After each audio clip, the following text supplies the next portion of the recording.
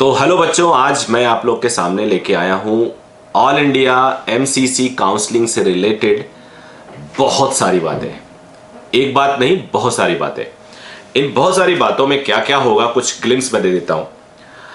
अभी भी कई बच्चों को डाउट है कि फॉर एग्जांपल कि अगर आप सेकेंड राउंड ऑफ काउंसलिंग में कोई सीट आपको मिल जाती है और आप उसको नहीं लेना चाहते हैं तो क्या मॉपअप में अलाउड होगा, क्या स्टेट में अलाउड होगा। आप ये नहीं जानते हैं कि आपका डिमांड ड्राफ्ट से जमा होगा या मान लो आपने इंटरनेट बैंकिंग से पैसे जमा किए तो वापस वो पैसे आपके उसी अकाउंट में आएगा, किसी और में जाएगा कि नहीं जाएगा। You don't know your security amount adjust होगा कि नहीं होगा। या कई लोग काफ़ी कुछ जानते भी हैं, लेकिन फिर भी मैं आज 55 प्लस क्वेश्चन आंसर लूंगा, फ्रीक्वेंटली आस्क्ड क्वेश्चंस, FAQs जिसे हम बोलते हैं। इन सारे 55 क्वेश्चंस में आपके most of the doubts clear हो जाएंगे और मुझे नहीं लगता इसके बाद आपकी जो नॉलेज है वो कहीं से भी कम रहेगी। आप लोग काफ़ी हद तक नॉलेजेबल हो जाओगे, वैसे भी हैं ही आप इंटेलिजेंट बच्चे हैं। और पूरा MCC काउंसलिंग के ऊपर मैं 3 वीडियो बनाने वाला हूँ। तीनों वीडियो में कुछ बचेगा नहीं और इसके बाद चॉइस फिलिंग के लिए ऊपर एक दिन में 2 या 3 वीडियो ही शूट हो सकता है और एडिट हो सकता है। इससे ज़्यादा टाइम नहीं होता बिकॉज टाइम लगता है इसमें। तो कोशिश कर रहा हूं, आप लोग प्यार देते रहिएगा। टेलीग्राम चैनल पे जुड़ जाइएगा और अभी तक अगर सब्सक्राइब नहीं किए हो तो प्लीज कर देना, because subscription is all about what I want from your side. So let's begin.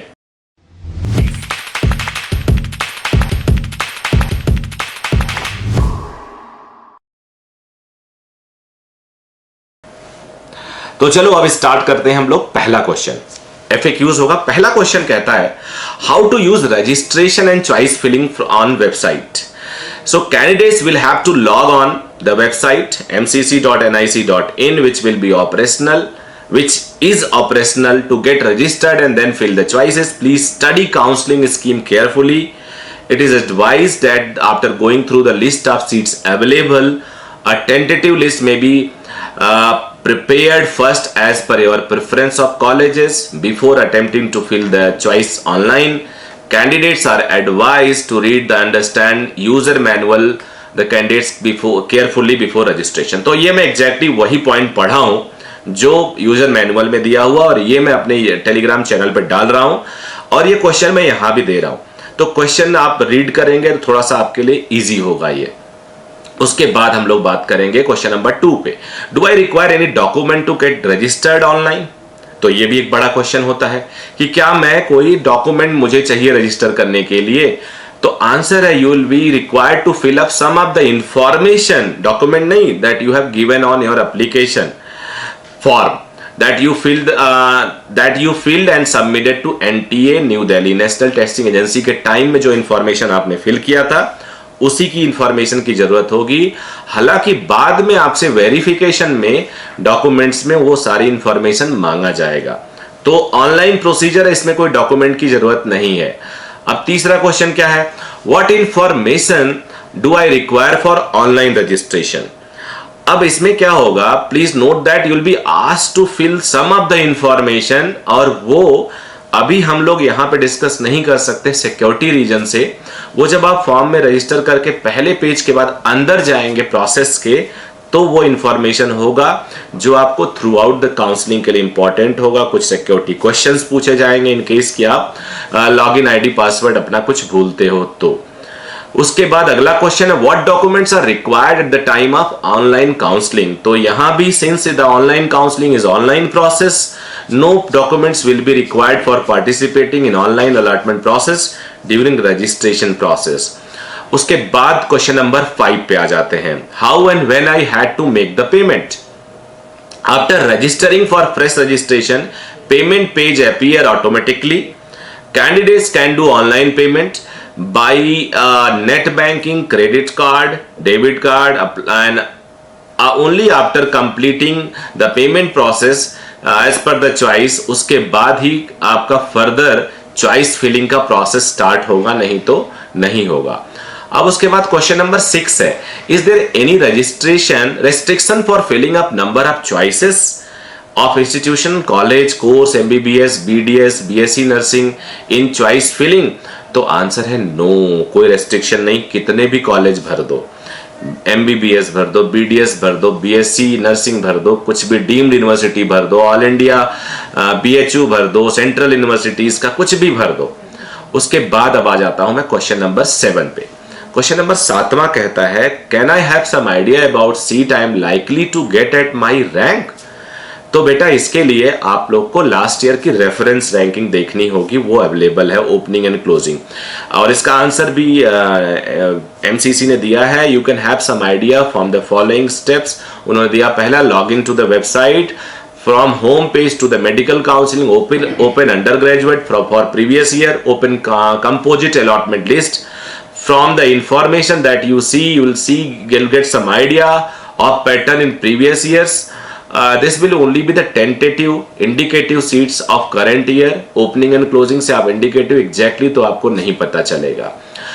दूसरा, from request of mock counselling and indicative seat allotment during the registration process. यहां से भी आप बेसिकली आईआईटी तो खूब करता है। आईआईटी में काउंसलिंग में क्या होता है कि वो एक बार डमी टाइप का काउंसलिंग करके आपको एक आइडिया काफी हद तक दे देते हैं। तो यहां भी वही पॉइंट बी की बात हो रही है। उसके बाद अब क्वेश्चन नंबर 8 पे आता हूं मैं। क्वेश्चन नंबर 8 क्या है? It is necessary to fill up the choices and lock the choices to get the seat allotted. कि फिल करना जरूरी है और उसके बाद लॉक करना जरूरी है क्या?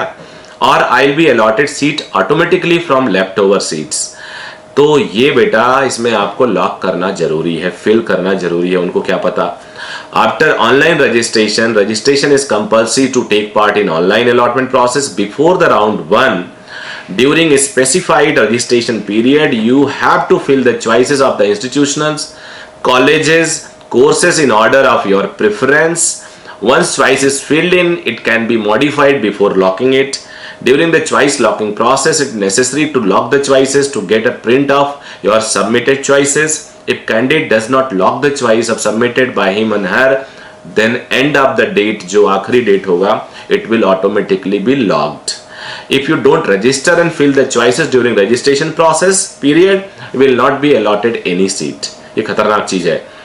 Please also notice that registration will be available only before allotment of round 1, before starting of round 2, and before starting of mop-up round. There will be no fresh registration before stray vacancy round. अब आ जाते हैं, और ये भी बोला गया है लास्ट मोमेंट तक मत वेट करो, आपको पहले ही फिल कर लेना चाहिए। बिकॉज लास्ट मोमेंट में कई बार कुछ कभी आपको नेट की प्रॉब्लम आ गई या कुछ दिक्कत और हो गया, आप बिजी हो गए, भूल गए, तो गए काम से फिर। तो ये आपके लाइफ से रिलेटेड चीज है, तो यहाँ पे आपको लापरवाही नहीं करनी चाहिए। अब आ जाते हैं क्वेश्चन नंबर 9 पे। क्वेश्चन 9 कहता है, it is necessary to join allotted medical dental college of round 1 to get chance to participate in second. तो आंसर है नहीं। Candidate need not to report और join the allotted college of round 1 since there is free exit. तो कोई दिक्कत नहीं, मिला आप छोड़ सकते हो। However if they want to hold the round 1 seat, अगर आप चाहते हो कि राउंड 1 की जो सीट मिली उसे कम से कम कब्जा लें, एटलीस्ट ये तो ना जाए, then they have to physically join the college of round 1 and give upgradation willingness for round 2 at the time of admission. वहां पे willingness देंगे upgradation के लिए उस कॉलेज में जाके, तब आप पहला आपका लॉक हो गया, अब आप सेकंड के लिए जा सकते हो। उसके बाद आ जाते हैं क्वेश्चन नंबर 10 पे। If a candidate does not report at the allotted college during round 2, whether he has to register again for mop-up round? बिल्कुल, ये एक इंपॉर्टेंट पॉइंट है। Yes, candidate security amount will be forfeited, वो जब्त कर ली जाएगी, and he has to register for fresh mop up round and with fresh payment. यानी अगर आप सेकेंड राउंड में आपको कॉलेज मिलता है और आप नहीं भी लेते हैं तो कोई बड़ी बात नहीं है, आपकी सिक्योरिटी जब्त हो जाएगी, लेकिन आप उसके बाद मॉपअप में रजिस्टर कर सकते हैं। अब आ जाते हैं क्वेश्चन नंबर 11 पे। If some new undergraduate seats are created, started increase in UG seats or in new medical dental college after start of online counseling, will these be included and when? तो ये एक बड़ा question है। कई जगह के colleges नहीं दिखा रहे। कल मैंने एक वीडियो बनाया था, उत्तराखंड, झारखंड, आसाम, कुछ एक आध दो जगहों पे, और जो नए कॉलेजेस ऐड हुए हैं वो दिखा नहीं रहे।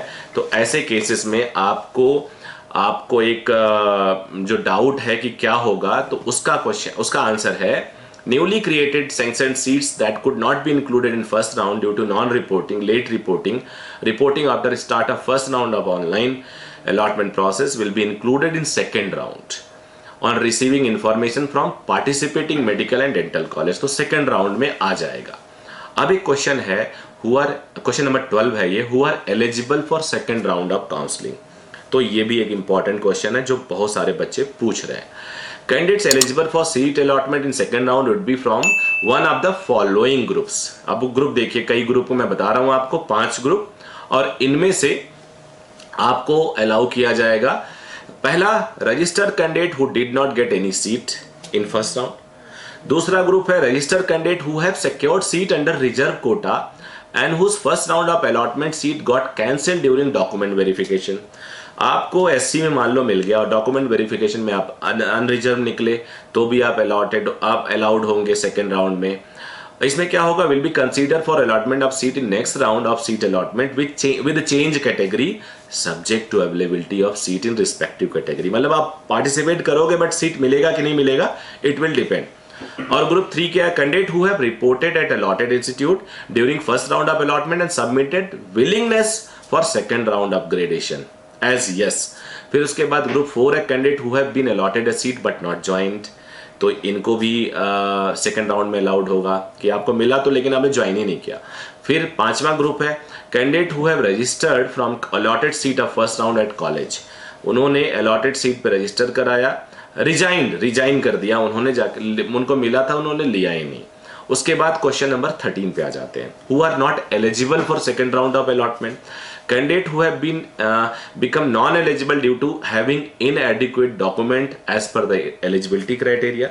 आपको डॉक्यूमेंट आपके गलत है, सही नहीं है, फोर्स्ड हैं या कुछ भी ऐसा, सर्टिफिकेट्स नहीं है, तो आप एलिजिबल नहीं होगे। Who have not registered in round 1 और round 2, वो भी नहीं हो सकते हैं कि आपने 1 में भी नहीं किया, 2 में भी नहीं किया।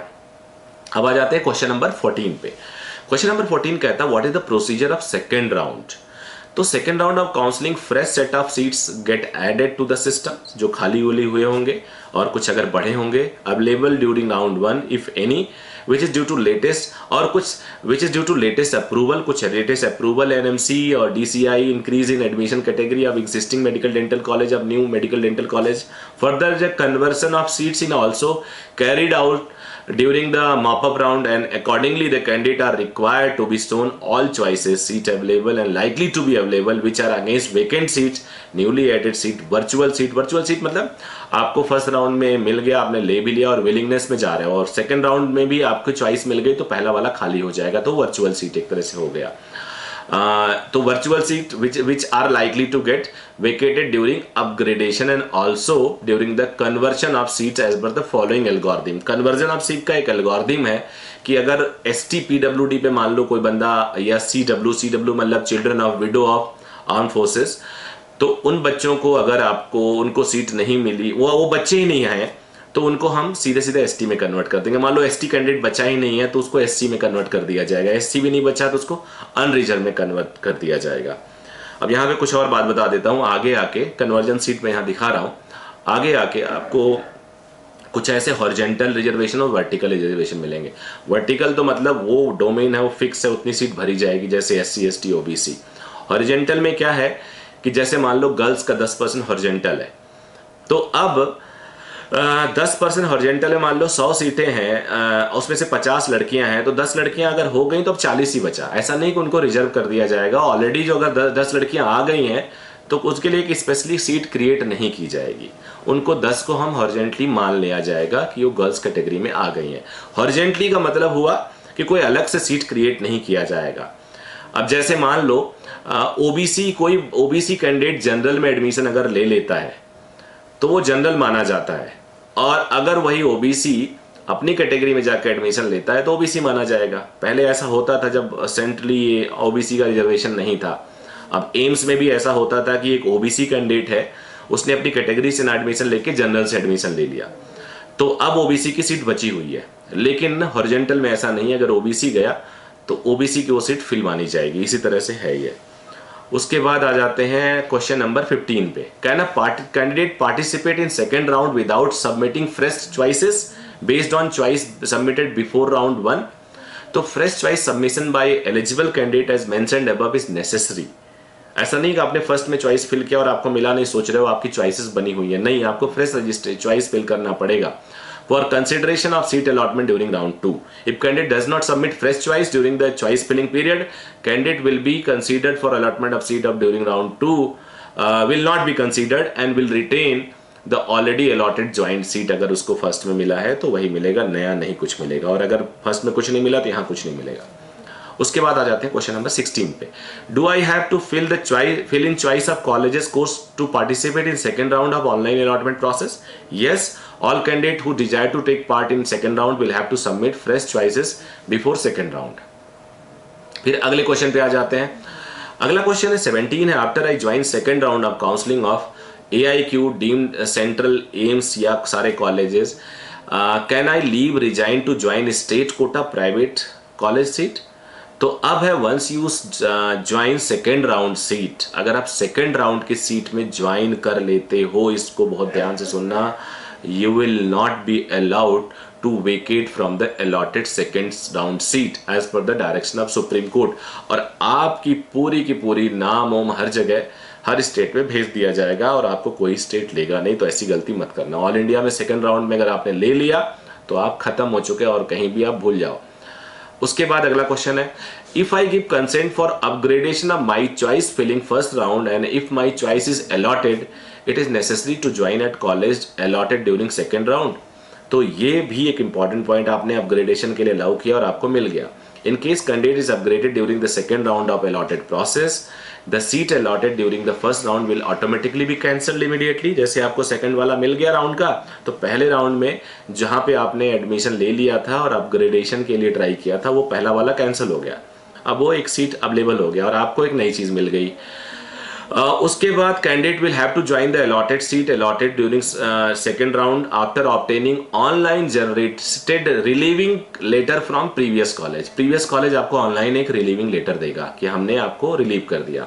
If a candidate does not join the college seat allotted during the second round within stipulated period he will forfeit his fees and will have to register again in mop up round. अब मान लो second में मिला आपको, first आपको छूट गया, अब आपने सेकंड में भी एडमिशन नहीं लिया तो ना माया मिली ना राम, कहते हैं ना, तो आप दोनों के लिए गए, अब आप फिर मॉपअप में ट्राई करो।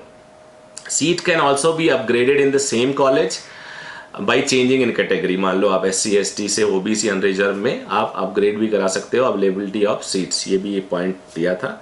अब question number 19, if I forget my password that I created during the process of registration, how to retrieve it? तो इसके लिए मैं कुछ खास नहीं बोलूँगा क्योंकि वो सिंपल प्रोसेस है। आपसे कुछ सिक्योरिटी क्वेश्चन पूछेंगे, आपके जो लॉगिन क्रेडेंशियल्स हैं उससे रिलेटेड क्वेश्चंस होंगे और फिर आप रिकवर कर सकते हो। बट कोशिश करो कि आपको लॉगिन ID पासवर्ड ये क्रेडेंशियल इंपॉर्टेंट डॉक्यूमेंट की तरह रखो, जैसे आप सर्टिफिकेट को सहेज के रखते हो। उसके बाद question number 20, difficulty login, what may be the problems? तो प्रॉब्लम्स कई बार हो सकती हैं, ब्रोशर आपका स्लो है, इंटरनेट कनेक्शन प्रॉब्लम है, IP एड्रेस जो मॉनिटर किया जा रहा है उसमें कुछ दिक्कत हो सकती है, तो कई चीज़ें आपकी दिक्कत हो सकती हैं। इसमें भी कोई बहुत ज़्यादा रॉकेट साइंस नहीं है। उसके बाद question number 21, I have difficulty in creating password, what may be the problems? तो creation of password should be as per the password policy. Please follow the password policy. Please use the internet brochure as suggested in a user manual, as it is difficult to log in from some of the other brochure. While creating password, avoid using caps lock key instead of caps lock key. Use shift key.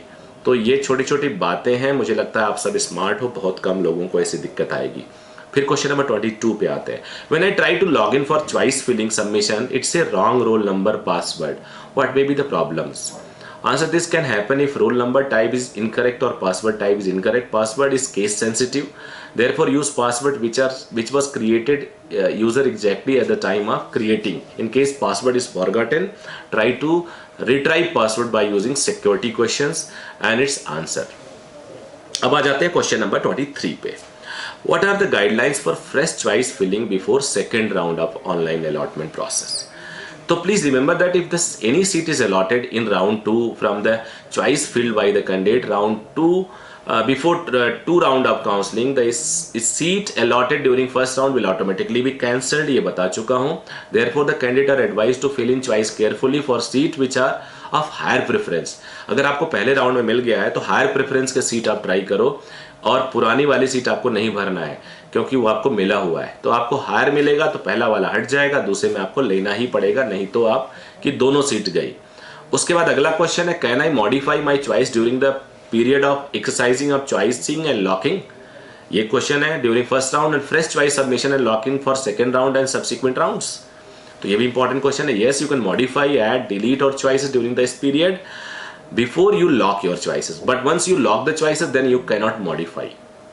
However, the registration for new user is permitted up to specified date as mentioned in counseling schedule. अब आ जाते हैं question number 25 पे. Question number 25 कहता है, how can I get print out of my choices with which system has locked as per the schedule on the last date of locking. After locking of choices by the system you will be able to take a print out your submitted choice during the first round mop up, second round mop up round of seat allotment and admissions. You will also be able to see your locked choices and able to take print out for the same. ये आसान है. उसके बाद आ जाते हैं question number 26 पे. If I opt to participate in second round of counselling whether my allotted seats of first round will be cancel. तो बता चुका हूं, ऑप्ट करने से कैंसिल नहीं होगा, आपको जब मिल जाएगा कुछ तब वो कैंसिल होगा. इसीलिए तो, और लेकिन आपको फर्स्ट में जाके विलिंगनेस दिखाना होगा अपग्रेडेशन का. अब आ जाते हैं क्वेश्चन नंबर 27 पे. क्वेश्चन नंबर 27 क्या कहता है, if I get an upgraded seat during second round can I join that college directly. No, आपको प्रिंट आउट लेके जाना होगा वेबसाइट से, और जो आपको एक तरह से रिलीविंग लेटर कहलाता है फर्स्ट कॉलेज अपलोड करेगा. ये ऑटो सिस्टम होगा, आप चिंता मत करना. और वो लेटर और अलॉटमेंट लेटर जो मिलेगा वो दोनों लेके आपको कॉलेज में जाना होगा, फिर आपका एडमिशन होगा. अब आ जाते हैं क्वेश्चन नंबर 28 पे. If I lock my choices and later on I want to modify edit my choices, is it possible. तो नहीं जी, अगर आपने लॉक कर दिया तो खत्म हो गया, आप आगे मॉडिफाई नहीं कर सकते हो. Question number 29. In case I get an upgraded seat but in the same college because of change of category from SC ST to unreserve, do I have to take admission on this allotted seat again. बिल्कुल, अगर आपका कोई upgradation हुआ है, कोई category change हुई है, conversion हुआ है, तो आपको लेना ही पड़ेगा. आपको पुराना वाला नहीं माना जाएगा क्योंकि आपका चेंज हो चुका कैटेगरी. फिर और प्रोसेस से जाना पड़ेगा. फिर क्वेश्चन नंबर 30 है, what is the procedure of mop up round counselling which will be conducted by DGHS, director general of health science services, for AIQ deemed central university, AIIMS, JIPMER and nursing. So the net vacant seat due to non-joining, non-reporting of round 2 will be published in seat matrix and eligible candidates have to submit fresh choices and the result will be processed as per the choice and merit. तो ये भी आपको पता है. Question number 31 पे आते हैं. Question number 31 है, what to do if I by mistake had opted for deemed universities seats when I wanted to opt only for All India? How do I correct it? There is a reset initialization option at registration page where candidate can reset the previous filled quota choice and fill the particular again and then proceed for registration. This facility is provided only once. However, candidate has to make new registration with full payment of fee after using reset option. तो भाई साहब, आप बच्चे ये मत लेना, because अगर आपने कुछ गड़बड़ कर दिया तो आप ही दिक्कत में फंसने वाले हो. पैनिक हो जाएगा, टेंशन हो जाएगा, और वो फिर अच्छा नहीं है. फिर आ जाते हैं अगले क्वेश्चन पे, और क्वेश्चन नंबर 32 है, whether upgradation is allowed from second round counselling, AIQ deemed central, AIIMS, JIPMER, सारा. तो आंसर है नो. सेकेंड राउंड में जो मिला आपको या तो लेना पड़ेगा या फिर आप उसको छोड़ो तो मॉप अप में जाओ फ्रेश रजिस्ट्रेशन करके. तो ये चीज पॉसिबल नहीं है. इसका भी आंसर एग्जैक्टली जो आंसर दिया है MCC ने वो भी मैंने आपको दे रहा हूं. उसके बाद आ जाते हैं क्वेश्चन नंबर 33 पे. Who are eligible for stray vacancy round of AIQ deemed Central University, AIMS, JIPMER, Nursing. तो all registered candidates except the following 3 categories are eligible to stray vacancy round. तो सारे लोग stray vacancy round Central, AIMS, JIPMER सब में है, केवल 3 नहीं है. कौन कौन नहीं है? Candidates who joined the allotted seat in round 2 of AIQ. Candidate allotted a mop-up round of MCC and not reported. Mop up में मिला, आप रिपोर्ट नहीं किया तो अभी आप गए, बाहर निकल जाइए। फिर उसके बाद candidate joined a seat in mop up round of MCC, आपने मॉपअप राउंड के बाद सीट ले लिया तो 3 लोगों को अलाउ नहीं किया जाएगा, आप समझ सकते हैं। फिर आ जाते हैं क्वेश्चन नंबर 34 पे, वो are not eligible for stray vacancy round of deemed in central university. तो कौन कौन एलिजिबल नहीं है? Candidate who join the allotted seat in round 2, वो लोग एलिजिबल नहीं है। Candidate who allotted a seat in mop up round और रिपोर्टेड नहीं, वो भी एलिजिबल नहीं है। Candidate who join the allotted seat in mop up round, वो भी एलिजिबल नहीं है। Candidate who have not registered in any previous 3 round, उसमें रजिस्टर्ड ही नहीं है तो वो भी एलिजिबल नहीं है। तो ये काफी इंपॉर्टेंट पॉइंट है 34। अब आ जाते हैं 35 पे। 35 कहता है will there be any fresh registration for stray vacancy round? तो नहीं जी, कोई फ्रेश रजिस्ट्रेशन नहीं है। आपको 3 बार फ्रेश रजिस्ट्रेशन का चांस दिया जाएगा और स्ट्रे में नहीं दिया जाएगा। जो मॉपअप में होगा वही स्ट्रे में जाएगा। 10 टाइम्स सीट अवेलेबिलिटी की बच्चों की लिस्ट वो कॉलेज पे भेजते हैं। उसके बाद whether I am eligible for state quota if allotted a seat in second round. If a candidate has been allotted a seat in second round but not reported at the allotted institute, he can exit with forfeited of fees. The refundable security amount will be forfeited. However, once the candidate join a seat allotted in second round, उसके बाद वो eligible नहीं है। ऐसे बच्चों का नाम state में भेज दिया जाता है। यानी आपको सेकेंड राउंड में सीट मिला, आपकी सिक्योरिटी जब्त हो जाएगी, आप एडमिशन ना लो, स्टेट में चले जाओ। अगर आपने स्टेट वहां पे सेकेंड राउंड में ऑल इंडिया में एडमिशन ले लिया तो आपको कहीं और अलाउ नहीं किया जाएगा। ये है इसका मतलब। अब आ जाते हैं क्वेश्चन नंबर 37 पे। How much time will I be given to join the allotted college? तो ये 2-3 दिन अक्सर दिया जाता है, आपको एडवाइस किया जाता है कि अच्छे से उसको पढ़ लीजिए जो अलॉटमेंट लेटर है, और जो डेट दिया जाए उससे 1-2 दिन पहले ही पहुंच जाइए।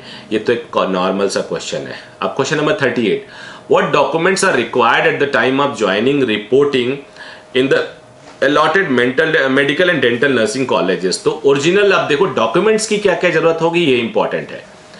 तो what documents are required at the time of joining reporting allotted medical and dental college? Original documents along with attested photocopies of documents for admission to undergraduate medical dental nursing courses for admission to allotted college are required at the time of joining an allotted medical dental college, and the list are as follows: allotment letter issued by MCC, admit card of exam issued by NTA, result rank letter issued by NTA, date of birth certificate if matric certificate does not bear the same, class 10th certificate, class 12th marksheet 12th certificate, यानी 10th का marksheet 10th का certificate, 12th का marksheet 12th का certificate, और उसके बाद 8 passport size photograph same as affected on the application form, वही वाला photo, proof of identity, Aadhaar, PAN, driving licence, passport. For NRI अगर हैं तो वहां पे 3 चीज, passport copy of sponsor embassy certificate, sponsorship affidavit कि आप उस बच्चे को 4 साल के लिए, 4.5 साल के लिए, 5.5 साल के लिए स्पॉन्सर कर रहे हो, और आपका रिलेशनशिप उस बच्चे के साथ क्या है वो। The candidate should also bring the following certificate if applicable: SC/ST certificate, OBC non creamy layer जो सेंट्रल लिस्ट में है, डिसेबिलिटी सर्टिफिकेट, करीब 21 बेंच मार्क्स हैं वो आप देख सकते हो, भी गिवन है, EWS certificate as per the prescribe format. तो ये डॉक्यूमेंट्स आपको जरूरत होगी अगर आपको एडमिशन के लिए कॉलेज में आप जाते हैं, तो ध्यान से इसको पढ़ लीजिएगा। इसको मैं ग्रुप में अपने लगा भी देता हूँ। उसके बाद इन case I have birth certificate, caste certificate, other certificate in regional language, will it be acceptable eight the time of reporting? तो रिपोर्टिंग में केवल हिंदी और इंग्लिश का लिया जाता है। अगर आपका अदर लैंग्वेज है तो आपको सर्टिफिकेट, अटेस्टेड सर्टिफिकेट उसका बनवाना होगा इंग्लिश में, वो दोनों लेके जाना होगा। ये भी इंपॉर्टेंट है। If there is a discrepancy in spelling of name in documents and application form, what do I do? If there is discrepancy in spelling of name of documents, candidate must carry proof that the documents belong to same person in the form of an affidavit. तो वो आपको affidavit के form में ले जाना पड़ेगा कि दोनों का डॉक्यूमेंट सेम है। ऐसा मैंने आपको पहले भी बता रखा है। फादर का भी नेम अलग अलग आ रहा है तो ऐसे में भी आप एफिडेविट ले जाके काम चला सकते हैं। फिर उसके बाद क्वेश्चन नंबर 41 है, what if I do have any my original document with me at the time of joining the allotted college? I don't have my original documents. So the candidate who have been allotted a seat through NEET UG counseling by MCC are informed that their admission is provisional subject to physical verification of documents. by the allotted college authorities. The MCC has no role to play in physical verification of documents. तो यानी यहाँ पे danger है. Candidates who have deposited their original documents with any other institute, college, university and come for admission with the certificates stating that their original certificates are depositing with the institute, college, university will not be allowed to take admission in allotted medical dental college. तो ये important है. अगर आपके पास original certificates नहीं है तो आपको admission लेने से वंचित किया जा सकता है. अब आ जाते हैं क्वेश्चन नंबर 42 पे. Will NRI, OCI, PIO, foreign national candidate be shown seats reserved for Jain minority, Muslim minority? तो आंसर है no. As per the policy of MOHFW, any candidate who is NRI, OCI, PIO, foreign national will not be shown seat reserved for Jain minority. Only candidate can only opt for type of reservation अगर वो हैं तो तभी. What are the changes notification in the counseling scheme which will be implemented from the academic year 21-22? तो ये मैं आपको दे देता हूँ. पहले 2 राउंड होता था, अब 4 राउंड है. पहले ओबीसी सेंट्रल में ही होता था. Non creamy layer only in central universities, अब हर जगह हो रहा है. 15% सीट्स पे भी हो रहा है. तो ये पूरा का पूरा चार्ट मैं यहाँ दिखा दे रहा हूँ. पहले और इस साल में डिफरेंस क्या है आप देख सकते हो. उसके बाद 44 क्वेश्चन है, what is the criteria of OBC reservation in central institution of IP universities. तो rule of central university and OBC list as per the central rule will only be applicable. अब आ जाते हैं कुछ फीस से related बात कर लेते हैं. Fees, what about condition of stipend, fee structure, course duration, bond amount, rendering of service in rural, tribal fee, other candidate applicable in various colleges. तो ये बेसिकली एमसीसी का रोल नहीं है, उस कॉलेज का रोल है. तो आपको बेसिकली उस कॉलेज में जाके पता करना पड़ेगा कि जहाँ पे एडमिशन ले रहे हैं, जिस स्टेट में एडमिशन ले रहे हैं, क्या वहाँ पे कोई ऐसा बॉन्ड है कि नहीं है. What are the various fee to be paid at the time of registration? कुछ आपको ज़्यादा फीस के बारे में टेंशन नहीं लेना है. फीस क्या क्या पे किया जाएगा एक बार फिर मैं इसके लिए बता देता हूँ. Medical, dental, BSc nursing seats will have to pay 2 kind of fees. एक डीम्ड यूनिवर्सिटी के लिए 5,000 रुपये है non refundable registration. Refundable security है 2 लाख. और any candidate opting for deemed university will have to pay 5,000 non-refundable and 2 lakh refundable security at the time of registration. और 15% all India central universities, DU, AMU, BHU, Jamia Millia Islamia, AFMC, SIC, all AIIMS, JIPMER and BSc nursing. इसमें क्या है, non refundable registration है 1,000 रुपये का unreserved और 500 है for SC, ST, OBC, physically handicapped students. Refund security amount क्या है, 10,000, 10,000 for unreserve candidate and 5,000 for other reserve candidates. यानी यहाँ पे 1,000 प्लस 10,000 आपसे लिया जाएगा मैक्सिमम जनरल के लिए, और 1,000 प्लस 500 प्लस 5,000 दिया जाएगा आपका बाकी और कैटेगरी के लिए. तो ये हो गया.